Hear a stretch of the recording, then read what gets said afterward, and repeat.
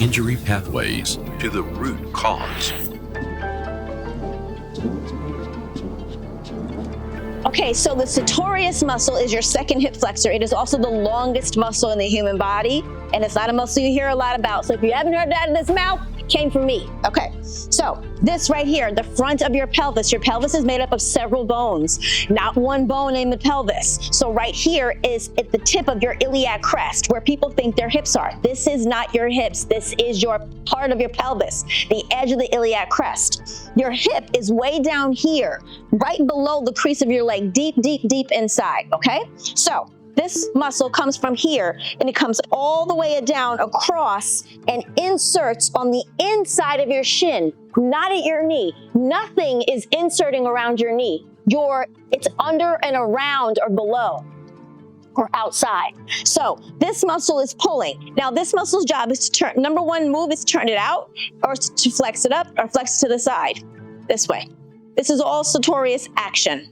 Most importantly is this. Why? Because natural human function, when you are walking, you are naturally turning out to come up and through. I'm being exaggerative, but that's happening. So when you walk, if you see my foot's turning out to come up, but that's natural movement. If you're in a stability shoe, guess what's locked up? It's locked there. If you're already in dysfunction up top, turned out, which is external hip rotation, this muscle is exhausted. The number one person that really gets part of this is a hockey player or a ballerina, specifically ballerinas, not just any dancers. I'm a dancer, but ballerinas, those are the ones that exhaust this action, okay? So now we have a ton of external hip rotation with no glute fire, the glute minimus and medius, the chicken cutlets right here, to counter that and say, hey, don't go any further. Not to mention the most important, the big daddy, your psoas, which is deep, deep, deep inside, which is inserting on the inside of your actual hip. Sidebar, the sartorius is your second hip flexor, but never touches your hip, which is why the body is so complex. The psoas muscle is from deep up inside your spine, way up here, comes all the way down. This is your SI joint. It shoots forward and S's inside your chunk in here, inside your hip. And so this muscle is sensing your spine is unstable. Your hip is exhausted. So it's going to lock up this ability to turn out. That's why people think their groin is strained. There's no such thing as a groin. It's a psoas muscle that is pulling on there. And this sartorius can only get information from that guy. So this guy's saying, hey, you can't go. The muscle's like, well, they're running, so I have to go. The muscle back here was like, well, I'm not even firing because I don't know what I'm doing over here. The joint consistently gets repetitive dysfunctional action and translates all the way down here. You want to have a shin splint because that's easy work. You don't want to feel this at your hip. From the knee down, you're saving yourself to get to it fast. So plantar fasciitis is a big deal. Shin splints is a big deal. Tight calves is a big deal because it's the first line of defense for you to address way up top. That's how shin splints are hogwash and a hip and spine issue.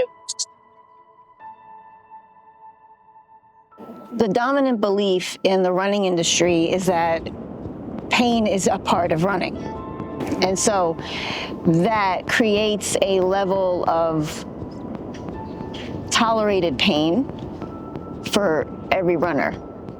And they believe that's a part of running. The issue is when you're running in pain, you're actually injuring every step that you do. So it's not until they can't run that it's like, oh, that's an injury, because the belief system is that pain is a part of running. So that doesn't stop them until they actually can't run anymore.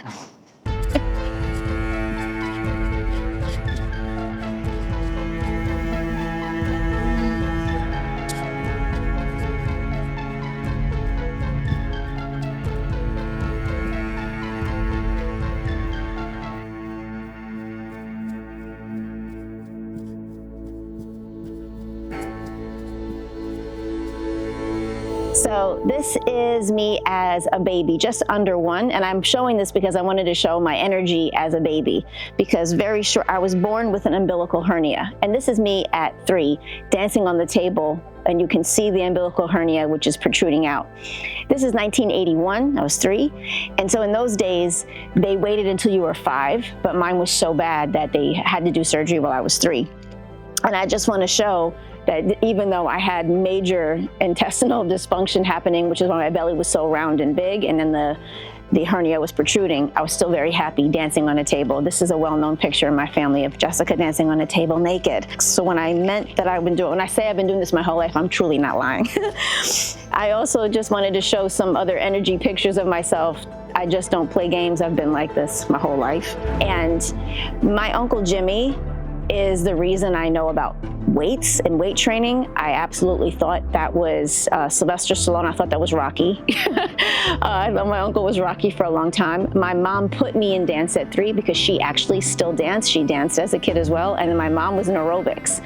And so my mother and my uncle are very much a part of the reason why I'm as active as I am. I don't have time for foolishness. I want to move on and fix things. I fixed my first hip at 18 in this dance company. I became a full-time teacher at 18 years old, and I fixed my first hip. I had worked at a gym at 18. I had been working out with athletes all through that time. So I wanted a regular job. I wanted 9 to 5. I didn't want to work from break of the dawn to the time I go to sleep, because that's what I did with teaching, dancing, and training. On top of going to school, on top of working corporate, I did all that at the same time.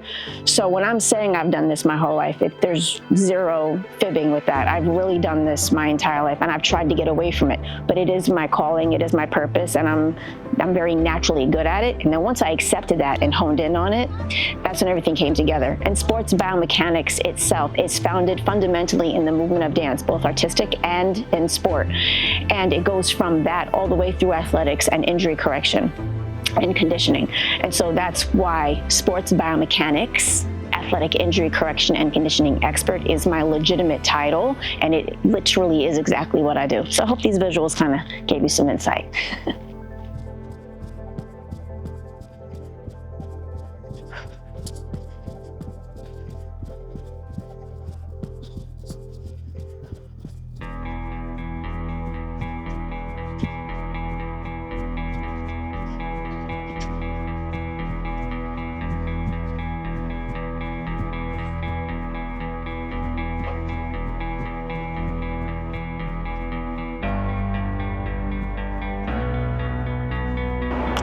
I'm changing shoes, and I'm going to do a review for the Nike Vaporfly 4.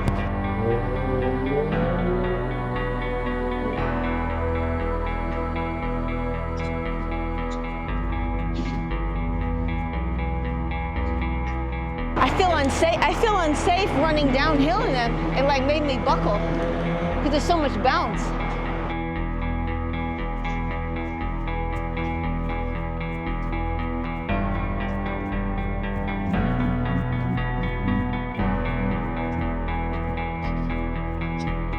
Okay, I just ran in the Nike Vaporfly 4, and I'm going to take these off and put on my Nike Freeze and save myself and talk to you about my review from a sports biomechanics, athletic injury correction and conditioning experts. There's so much bounce in them. I don't know how you're not going to roll your ankle. Feeling my ankles were buckling. I didn't feel stable to run down a hill at all. I couldn't open up. I took the hills running down in the Nike Freeze. There's so much bounce in it, it's like doing this while I'm trying to run. So if it's making me not safely, but for safety, I'm shortening my stride. There's so much bounce in them.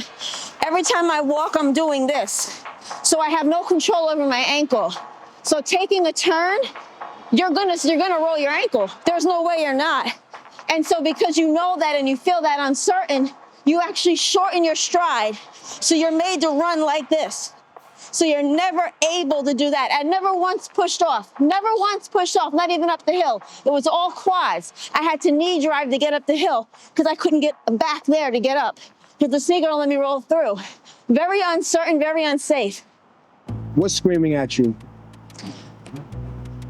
my SI joint, my right SI joint, my right shin, which I have never, ever, ever felt, ever. I was hit by a truck. I never had no shin pain.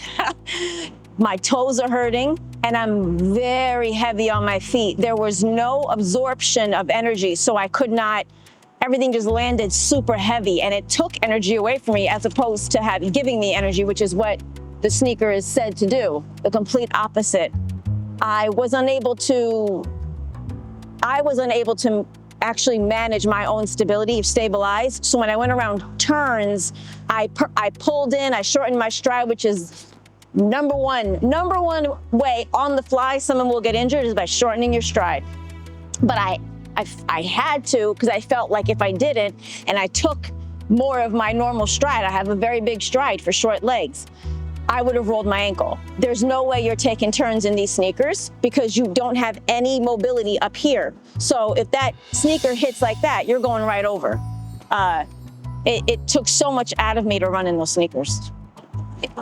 If someone is running in a sneaker like this, the Vaporfly or any carbon plate type of sneaker that has cushioning on it, the belief truly is that pain is a part of running. So they're actually looking for something to mask the pain because they think that's a part of running. So a lot of the baseline marketing for all these sneakers are, hey, the sneakers will take away your pain because it's hiding it. The issue is that's a mask. Hiding is the same thing as a mask, but when you say mask, it's a different complexity to it. It's masking an entire chain of mechanics that should be happening that this sneaker literally stops.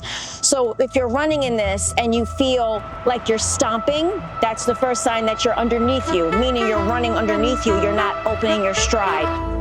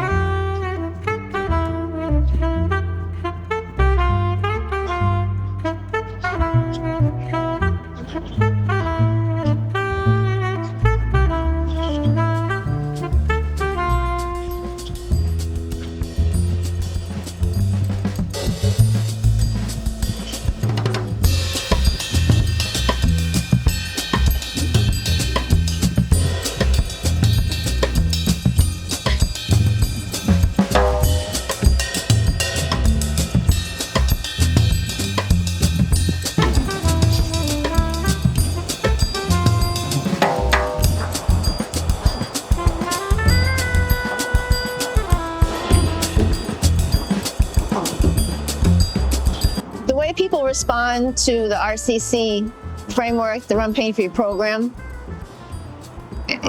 It's life-changing for people. Like, people come to us for shin splints or plantar fasciitis or hip pain or back pain, or just can't move without pain. I mean, it's varying degrees, but it's always a pain they come to us for. And the program is life-changing because we incorporate life. Like, I just been out here and I can't not watch people. We were by the stairs and not one person walked up the steps with a full foot. They all used their toes to go up the steps. That's life-changing because when you use your whole foot to go up the steps, you're activating your glutes to support your spine. And the complete opposite is happening using the stairs with your toes. You're in your quads, you're firing your back. And so those things you become aware of in life, and there's nothing more conditioned than life, daily do's. You're not going to work out as much as that. You're not going to do any sport as much as you do daily life. How you sit, how you stand, how you sleep, what kind of couch do you have, what kind of chair you have at work, do you travel a lot, do you drive a lot, are you in the plane a lot? Those things are conditioning your life, and the RCC framework reveals that to you. It's the first step. And so when someone embraces that, they realize it literally is all encompassing, life changing. So the sacrifice and the debacle a person goes through for changing their sneakers, quite honestly, is what their peers are going to say, which boggles my mind. And I'm really trying my best to come from that person's place. And I've dealt with thousands of runners that have gone through this. And truly it is. It's the talking around them of, oh, why are you in that sneaker? That's not a proper sneaker. You shouldn't wear that sneaker. You're gonna get hurt in that sneaker. Wear what we're wearing. And like, it's a really become a following society. But bottom line is, running is an individual sport. It is not a group sport. So everybody can do whatever they want, but you really have to have a mentally strong game so that you're not affected and influenced by other people around you. Your body is giving you that feedback. I don't tell anybody that's going to happen in that shoe or that sneaker, but I do have data that shows what happens in that sneaker. And I want you to put on the Nike Free and run in them just like you put on the Nike Vaporfly 4 and run in them and feel the difference. It's more about what you feel. You can't deny what you feel.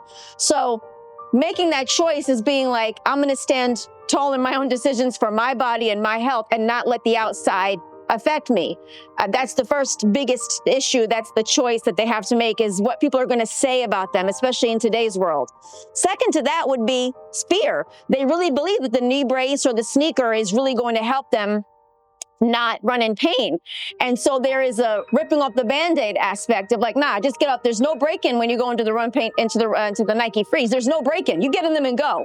Majority of our people will literally change their sneaker 2 days before a half or a full marathon and get into a Nike Free and they run totally fine because there is no break-in aspect. So it really is all belief systems based on true experience. That's been your experience. If you didn't have that sneaker, you felt pain. If you didn't have that knee brace, you felt pain. If you didn't take the Advil, you felt pain. True. But you have to actually let your body free itself and tell you that. In the Nike Free does exactly that. So it's really coming off of, well, you've been in the sneaker with that experience, nothing's changed. So change the sneaker, see if that does anything. So it's really talking yourself out of the belief system that your actual experience has led you to believe. I'm not denying that at all. But you have to also see, well, nothing's also changed in this sneaker. I'm still in pain, I'm still injured. When I'm done running, I still can't walk around in life, I'm still can't do anything. So let me change my sneaker and see what that feels like.